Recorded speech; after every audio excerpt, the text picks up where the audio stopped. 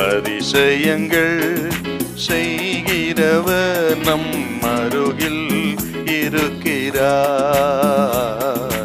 அற்புதங்கள் செய்கிறவர் என்றும் நமக்குள் வசிக்கிறார். எசேக்கியேல் தீர்க்க தரிசன புஸ்தகம் 1ஆம் அதிகாரம் 3வது வசனம்.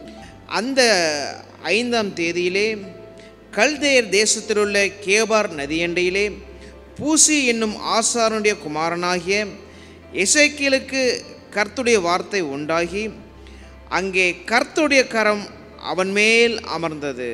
அங்கே கர்த்தருடைய கரம் அவன் மேல் அமர்ந்தது. இந்த எசேக்கியேல் யாருன்னு கேட்டீங்கன்னா, இவன் ஒரு ஆசாரியன்.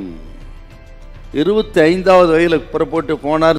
அதன் பிறகு 5 வருடம் கழித்து அந்த பாபிலோனிலே கேபார் நதி அண்டையில் இருக்கும் பொழுது தான் ஊழியத்துக்கு அழைக்கிறார். அதாவது 30வது வயதிலே எசேக்கியேலை தேவன் ஊழியத்துக்கு அழைத்தார்.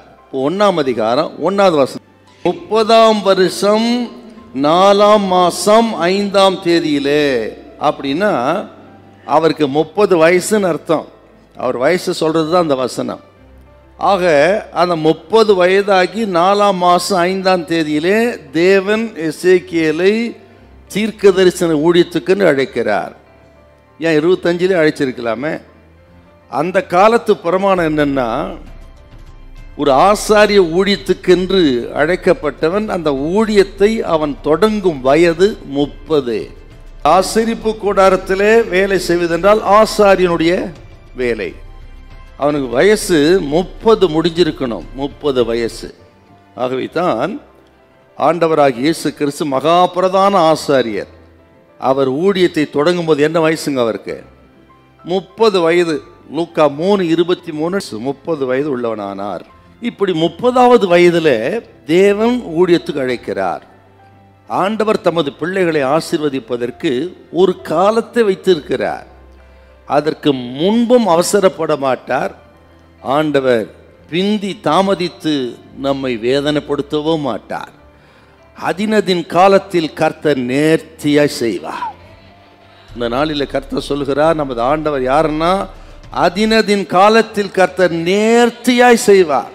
நம்ம தான் அவசரப்படுகிறோம். ஐயோ இது நடக்கலையே, இத்தனை வருஷம் ஆயிடுச்சே, போச்சே, வந்துச்சே அப்படின்லாம் சொல்லுவோம்.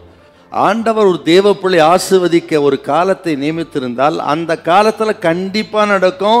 அதை தடுப்பதற்கு உலகத்தில் எந்த சக்திக்கு அதிகாரம் கிடையாது.